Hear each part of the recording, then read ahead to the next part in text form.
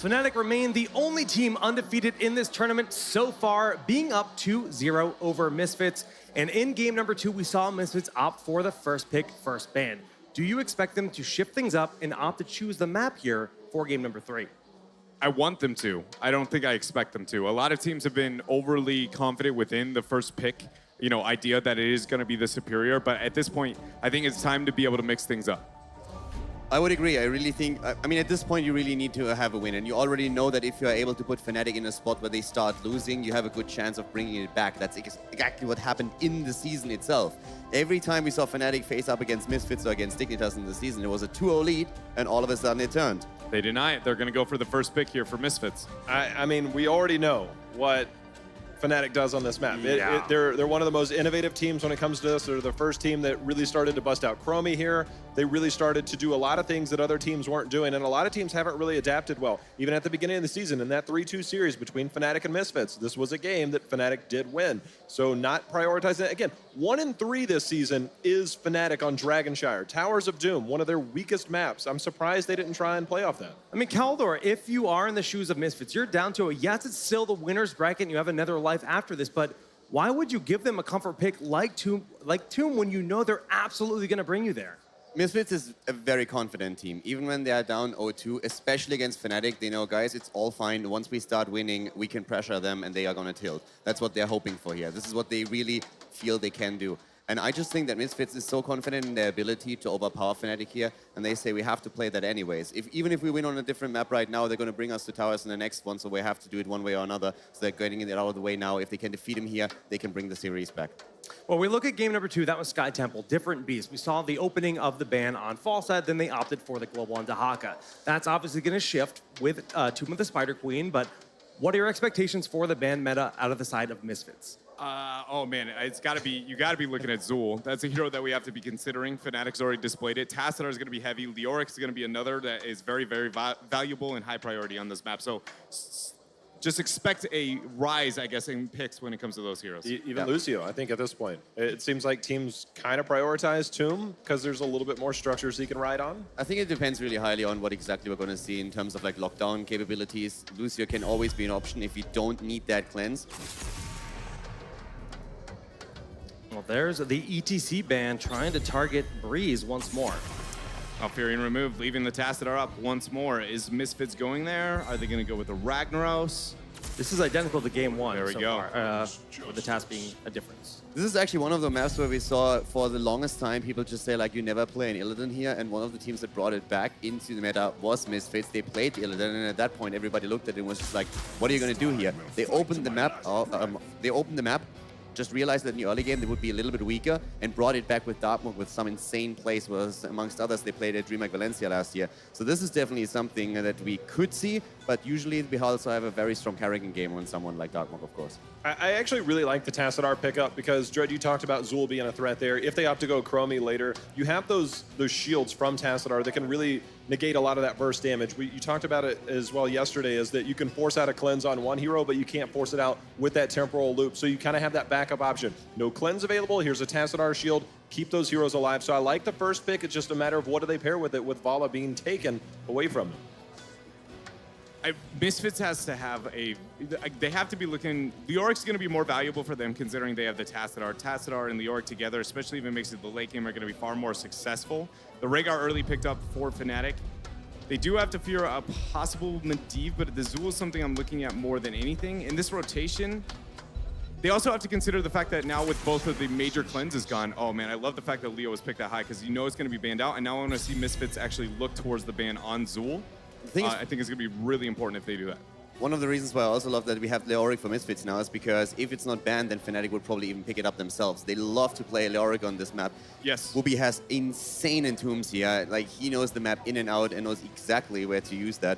And I think they've played it actually like several times already in this tournament here. And I think that's why that priority was just absolutely so perfect when it comes to the Leoric. Again, because you have the Tassadar, it makes it viable up in that first half of the draft because it's very unrealistic that you're going to be able to obtain that as this draft moves on to the second ban phase. Let's talk about Schwimpy. We see Schwimpy play a lot of Medivh, a lot of Chromie. What are you more afraid of in the shoes of Misfits? I am more afraid of his Chromie than I am of his Medivh in this situation. There's going to be the ban on Lucio, making Medivh even less appealing in the opposite direction. But I am very afraid of the Chromie, because the Medivh is going to be effective, but not so much when it complements the map. He'll, make Leoric a little bit less reliable, but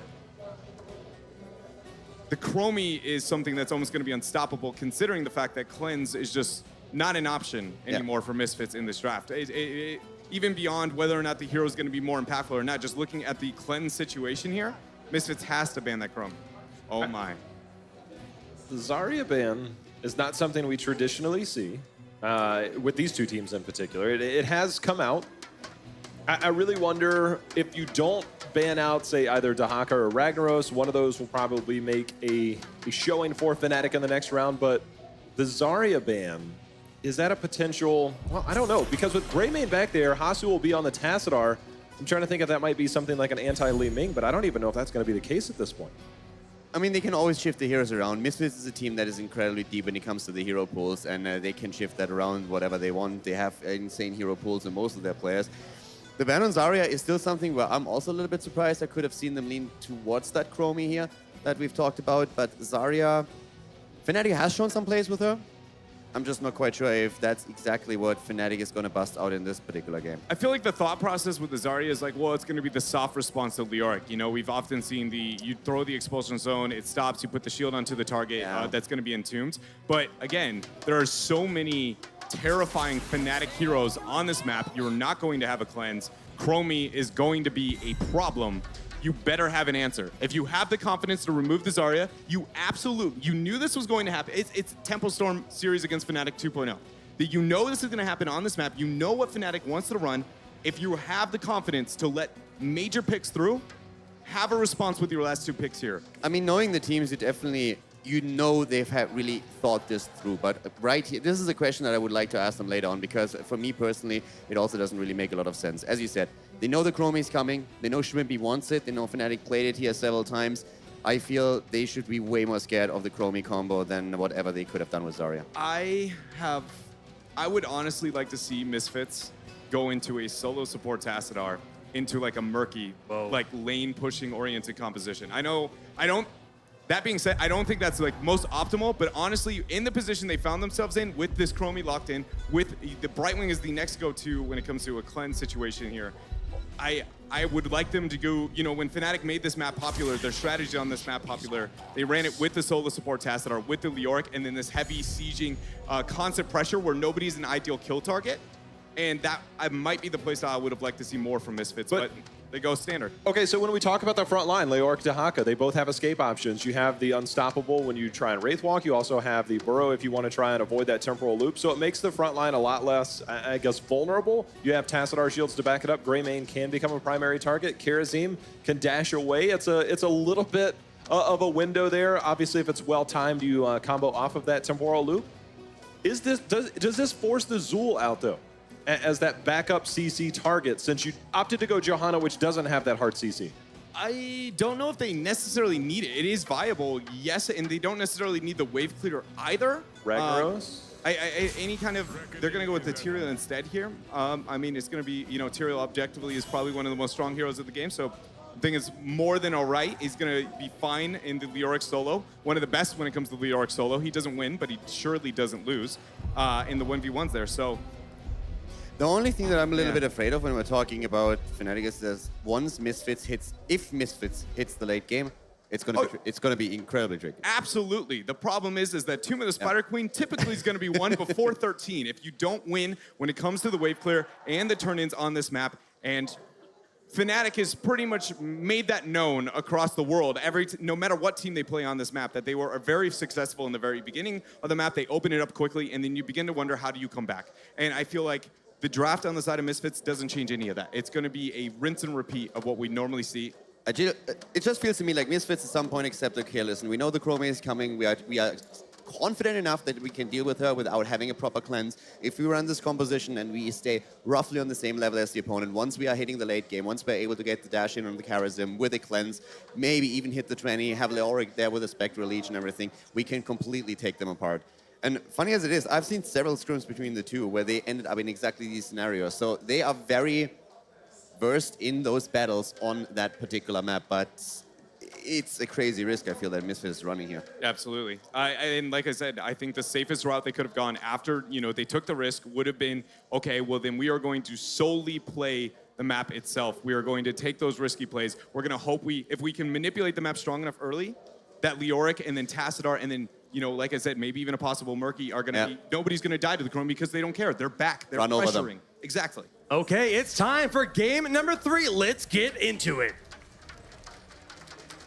Thank you, Jake. Misfits and Fnatic facing off here. Fnatic is going to be in a very strong spot here. The cards are stacked against this team. Misfits to the left. Here they are in the blue, and on the right side, Gillyweed, tell me about Fnatic. Oh, Fnatic looking so good, so strong in our last 2 games. But if my mind is correct, they did go up 2-0 over Team Dignitas in the HGC. And then Dignitas were able to bring it back in. But Fnatic still closed out that series. So it's still anyone's game. Misfits are such a strong team. They are not prone to being able to get tilted as much, right? Like they specifically said that they have 3 members who just make sure to keep the team stable even when times look tough, and they're gonna need to rely on them here.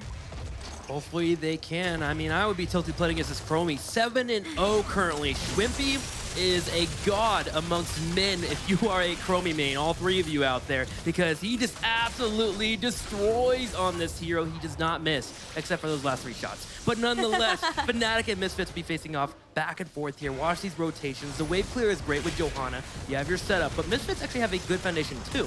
They have the ability to have their Leoric walk forward with the Tassadar shields. They have the Tassadar clear, and they also have the Greyman clear. So if they can keep the map controlled and keep Johanna near the Chromie, they can be all right here in the early stages. Yeah, and importantly, later on, Leoric is not to be trifled with once he gets into the late game. Spectral Leech is very powerful. It's such a strong power spike. And as long as Misfits can control those rotations and move as fast as possible to get to that point in the late game, they'll be quite strong. They also have a lot of escape for things like Temporal Loop, as well as these tanky targets like Leoric and Dahaka, even supplemented with Tassadar shielding. And once Karzim gets 16, he can get a cleanse to help out with those things too. So it's just withstanding Fnatic early on.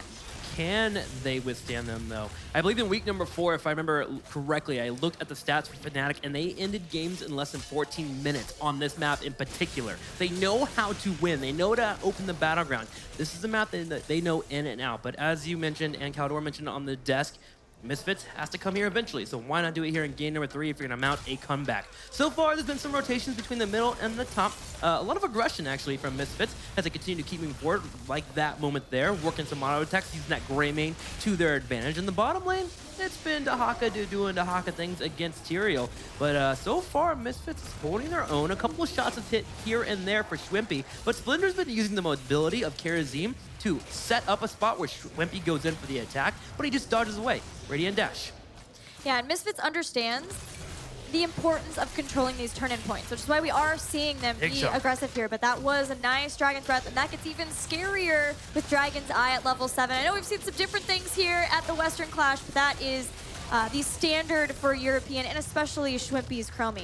Man, Nurok taking some damage there. Schwimpy working him in. Oh, big Sandblast hitting Dark Mog there on the left. Low on health. Will have to get set up and heal on up. Breeze continues the push in the top lane, continuing the pressure of the waves. Currently, 27 gems have been dropped off for Misfits, so slightly in the lead, but 41 already stacking up for Fnatic. They will have a turn-in soon available for them. It's just a matter of turning them in. Yeah. Right? Especially with the control that Misfits have had and have placed over this top turn-in point. Pushing in, being aggressive, trying to make sure that if they get the first turn-in themselves, then they can open up the map, try to get windows where Fnatic basically is stockpiling their gems, but never able to really get them into the clutches of the Spider Queen. That was a clever turn-in from Fnatic. They had some pressure in the top lane. Hang on.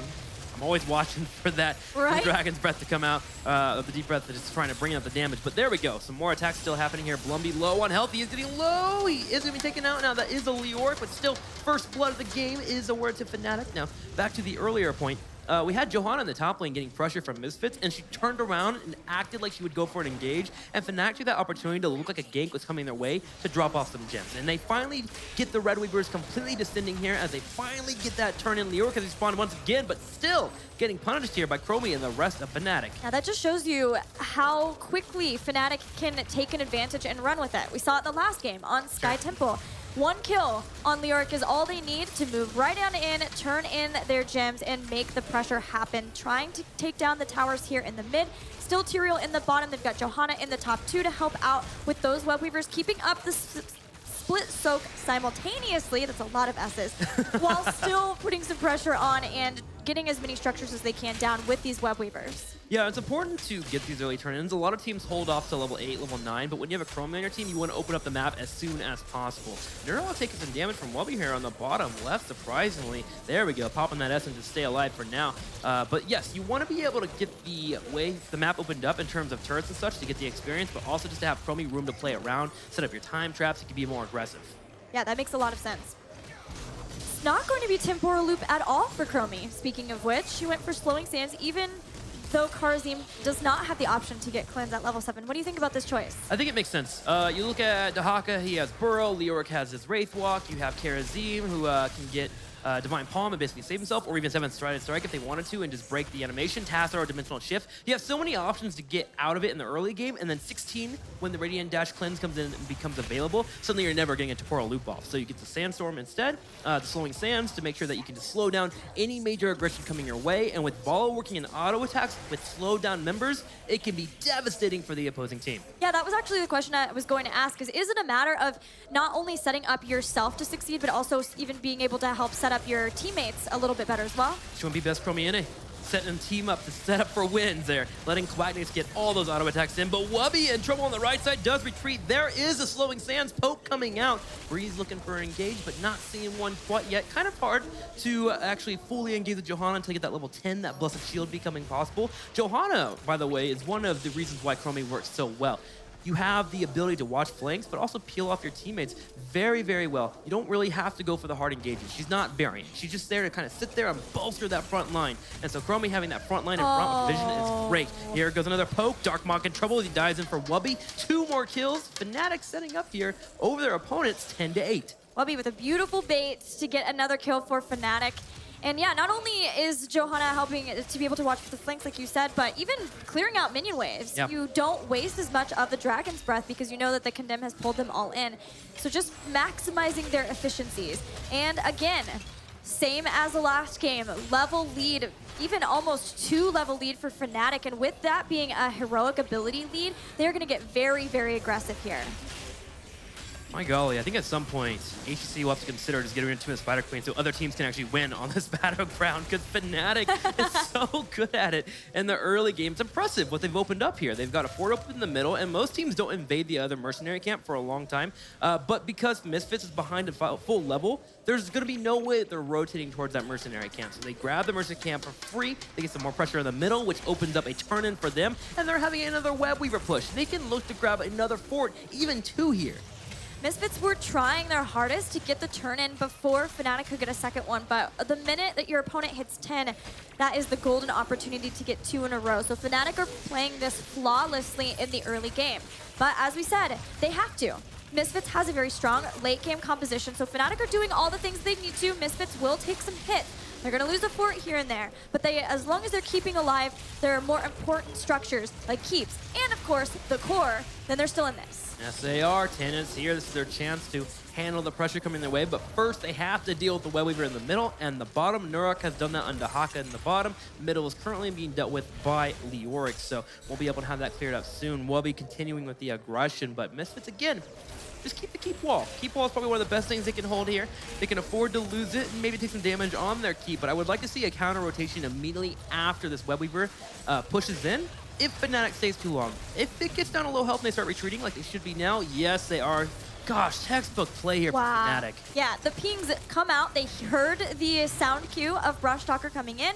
They knew, okay, this is the flank, the perfect flank vent for Darkmark to come in on that Dahaka. And so just watching out to a T. Actually, it was Nurak coming in, but either way, doesn't matter who's playing the Dahaka. Fnatic's able to take care of it. Quacknix popping strafe to bring out the damage to deter anyone from moving in too far. Nurok will use it as a nation and be just fine, but here is Bloodlust. Chromie focusing down Nurok. He will be able to heal on up, but gosh, he can't even escape being slowed down. He jukes and ducks. There's the drag on Wobby. Tyrael being locked down on the right side. Finally, he goes down. Misfits holding their own, but Karazim falls at the same time. A 1-for-1 for Fnatic. It looked dire after Sanctification had already been popped. Nurok staying alive through so much sand and fire and everything. Dodging the Dragon's Eye was huge that he was able to do that. Then go back in for the drag, knowing that Tyrael was a good target.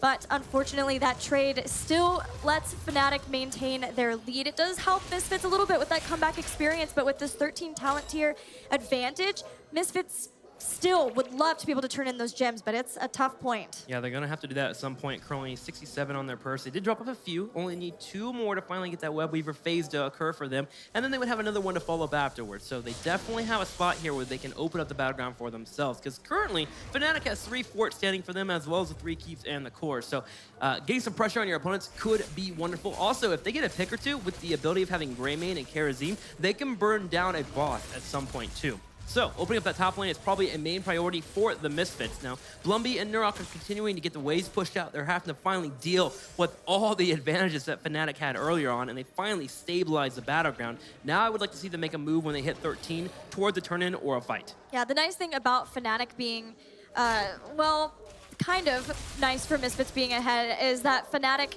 didn't have any more gems to get another turn-in. So Misfits were like, okay, this is all the pressure they had for now. They're getting aggressive just like you would have liked. Massive from Entomb? the side. That was so nice from Blumby. Bloodlust popped up here. Quacknix trying to retreat. He has a strafe up, but Greymane gets burned down on the bottom side there. Fnatic, Quacknix working in these auto attacks. Blumby falls as well, and they fight right before 13. I like the idea. They're trying to surprise Fnatic, but Fnatic just holds on there, takes that talent advantage, and getting a few more. Schwimpy setting up for a takedown. Will not connect the kill on Hosswebs quite yet, but does hurt him. This is 48 gems. If Nurok drops, Splinter's going to be there, wants to dive back out along with them. Splinter now holding 69 gems. He needs to get out, and he does.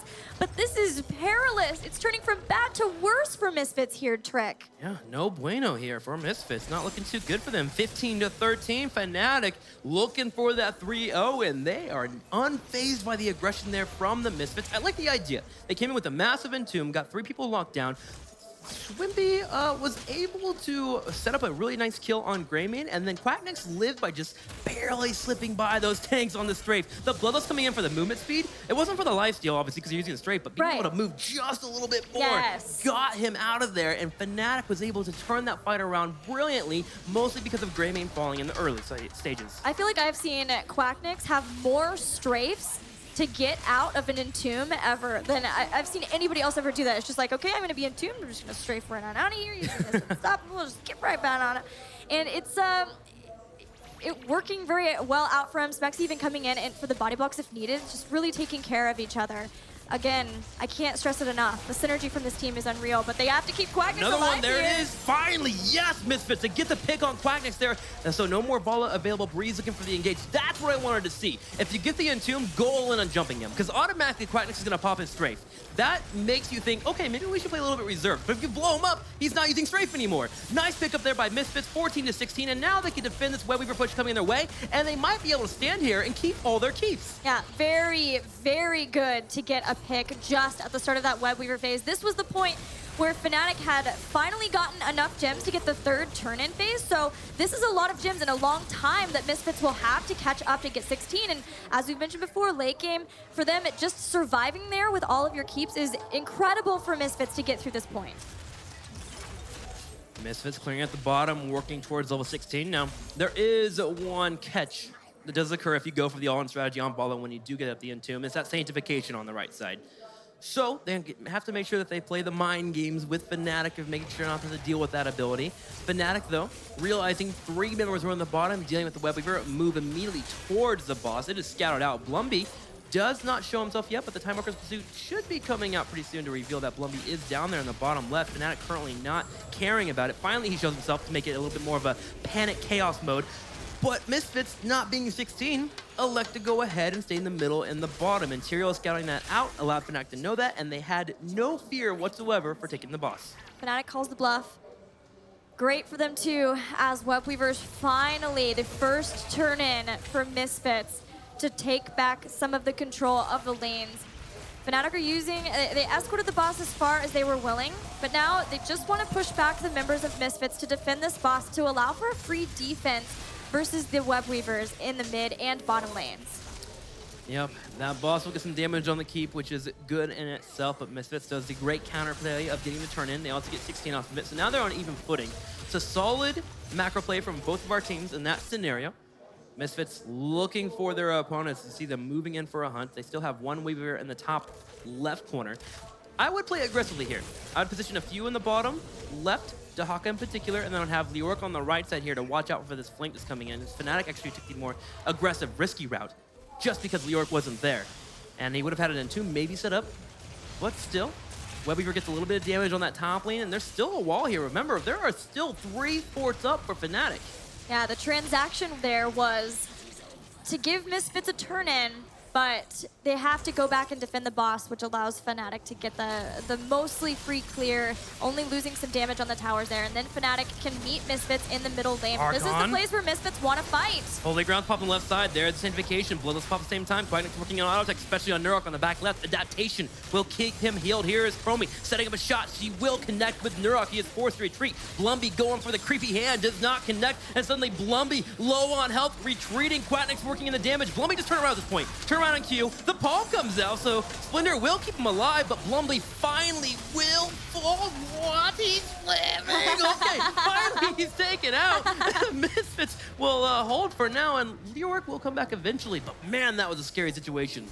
Yeah, for Misfits to be in that position, go through and use all of their abilities, and then not to get the kill was immediately to disengage. And like you said, lose Blumby in the process. He's Leoric, he respawns faster, he can use his abilities even without reanimation at 1, just to get back into the game a little bit faster and right with his team. So Misfits can move in and try to go back for the setup once they have him, but in this time, Fnatic are at least going to make sure that they turn in all the gems they have in case they do start to lose some people in these fights. Gillyweed, there is 130 gems available for the Misfits. 75 of them, or 72, are currently sitting on Splendor, the support. Oh man, it's going to be hard for him to drop that off. In fact, he's going in and punching a Chromie in the face. No fear whatsoever.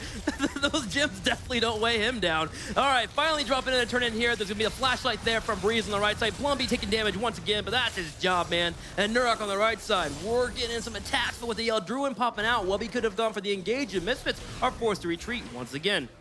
Fnatic getting ever closer to 20, and with that, yet another Web Weaver phase.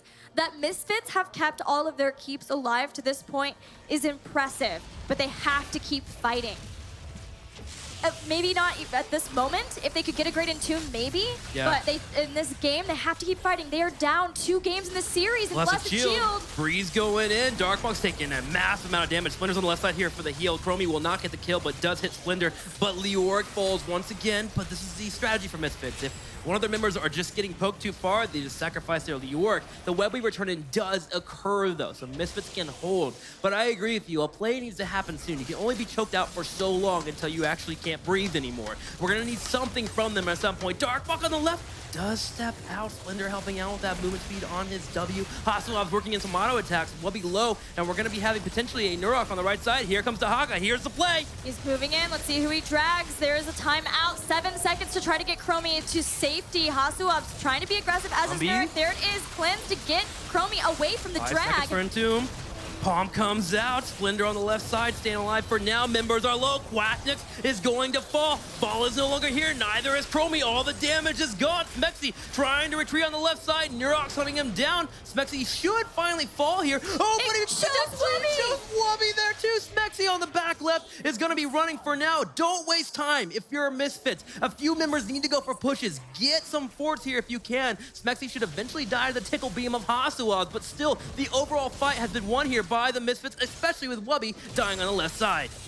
I would be so mad. Bad dog, bad, for revealing this dog there. is still out. Oh, he's still alive, but the Web Weavers are wreaking havoc He's on the buying base. so much time. He is, but at the same time, it's going to be, look at the death timers for Fnatic. Yeah, it's going to be a while. Spexy finally does fall victim there. So a round of applause for Rhaegar, staying alive for a while, but finally the fort in the top has been taken out. Keep wall in the bottom right has been destroyed as well. There comes a moment where you just need to decide, you know what, should we have gone for a push? I feel like Misfits, that was a bit of a misplay. They should have gone for the keep in the bottom right, set themselves up for some counter pressure. Granted, Rhaegar would have stayed alive, but hey, it's a support.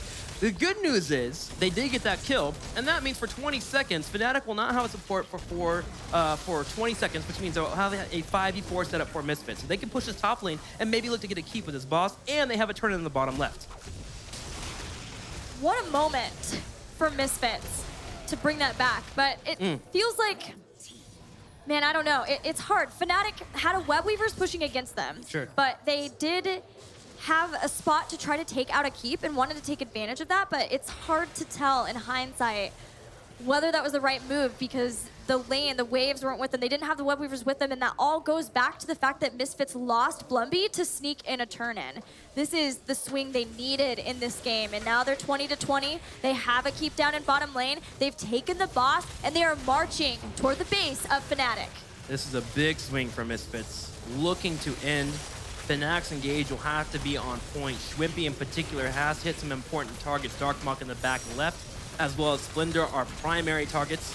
Working in the damage, Wubby goes in for a slight engage. Massive entomb here near the boss. Sanctification is used, but it will be able to prevent the big stun from the boss, but still, no Sanctification is massive here. Archon, Hasselhoff working in some attacks here on the back left. The keep getting low on health. The keep in the bottom right did fall at the same time as well here for Fnatic, so Misfits are pushing in. This fight is taking a while. Blows has been popped. Bloodlust and all the members of Fnatic move in to try to take the fight now. There is still a web weaver, but all of Fnatic taking down Blumby if they can. Webby has used his hardened shield, has to jump back. They don't get a kill. They've used a lot of abilities. Sanctification, like you mentioned, with Bloodlust down 2. Once again, Fnatic goes for the re-engage. Is taking some damage. Palm comes out. Chromie will be having a Dragon's Breath relatively soon here to hit another member. There are a few primary juicy targets, but the big news here is back on the core. Fnatic is taking damage from the Web Weaver and a couple of catapults, but also the third keep of the game for Fnatic falls. Misfits perfectly happy to buy time at that moment. It was a risk, but a calculated one to take out all of the keeps of Fnatic and 67% of the core.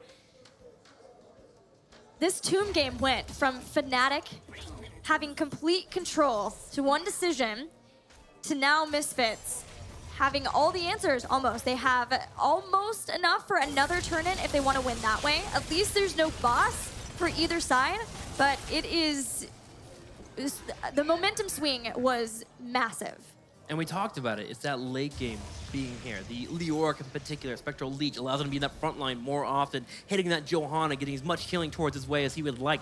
Greymane with the Executioner damage, Dahaka with his own survivability kit. They have so many heroes here that have a hard time being picked off. You have to almost, at some point, focus the Karazim or the Greymane, but they're in the back line just working on auto attacks. You don't need to dive in here as Greymane when you have a strong front line that can do enough damage as is.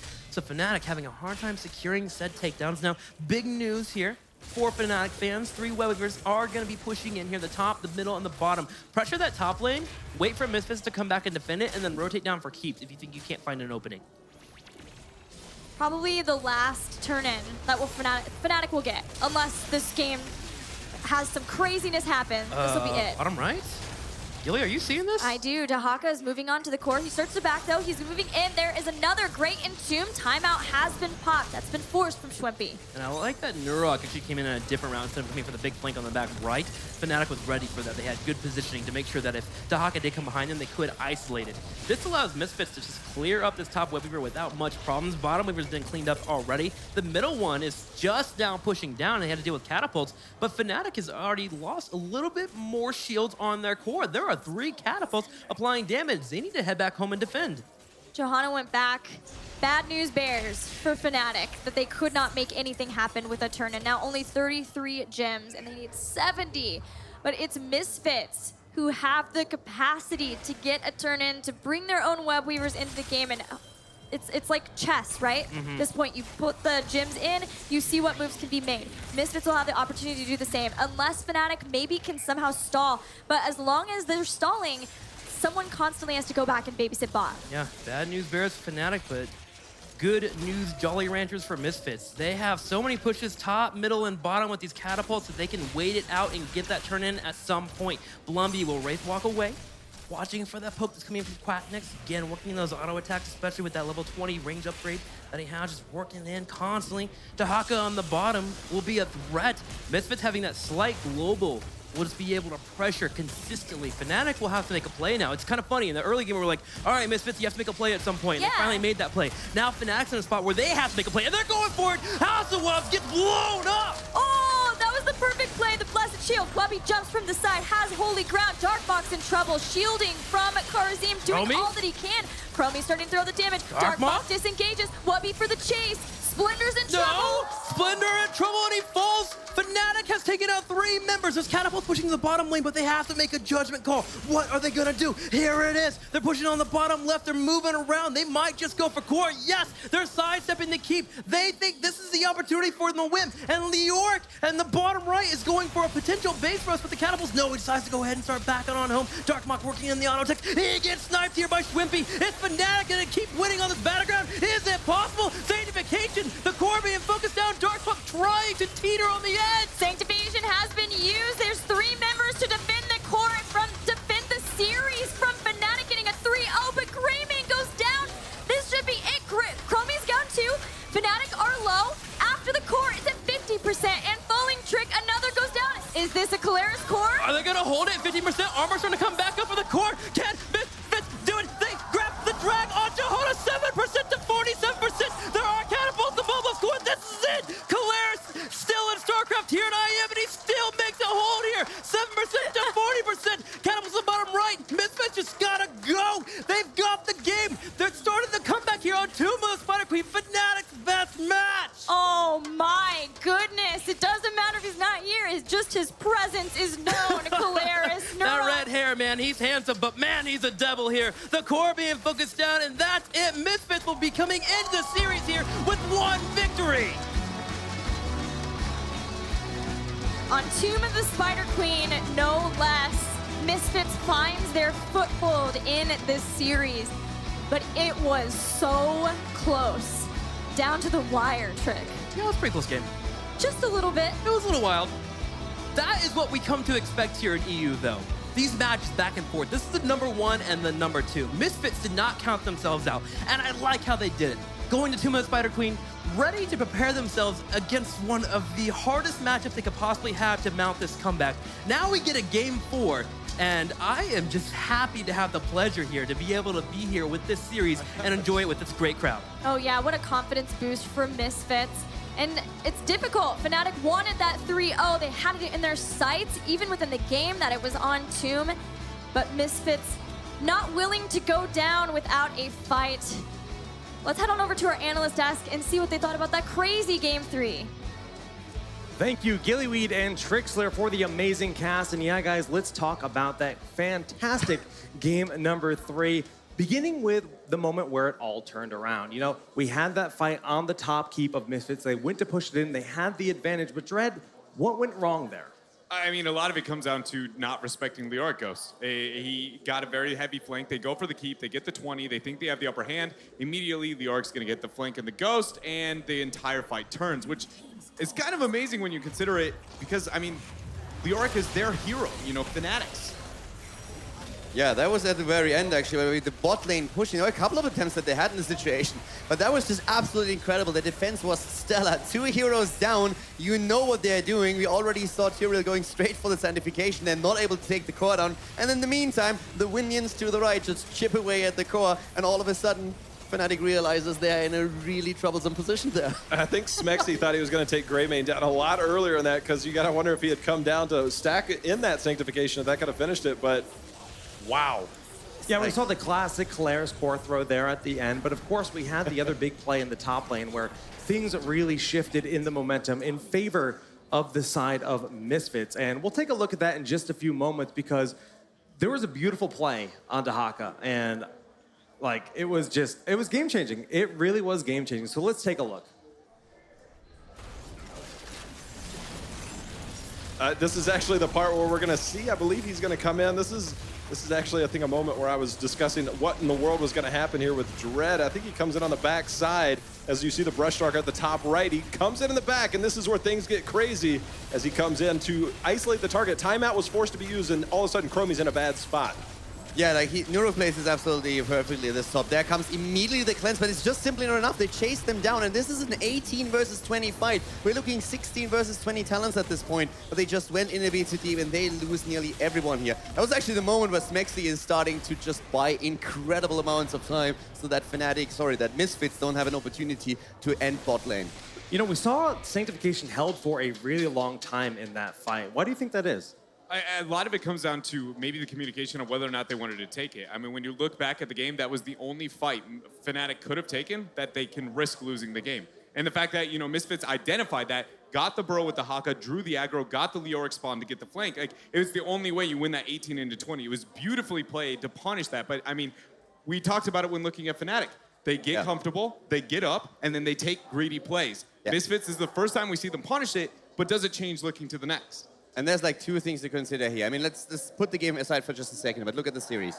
Once again, they are 2-0 up. They make it look easy. They dominate. Now they lose this, and this is a game that can break your heart if you're playing it. So all of a sudden they're sitting there. You could see the shots afterwards, and they are really thinking, does it really happen again? Do we again give them the games? And now there's doubt in their head. And this is the moment where they really have to show that they can grow, because the normal Fnatic play here would be to at least throw the next map, maybe even two more. I mean, if you even look at it, it looked like there was even hesitation for that core call. They're like, which way do we go? Do we go top? Do we try to break down this wall? There was some staggering between that. And even then, they didn't go all DPS. We had Rhaegar completely zoning out Greymane the entire fight.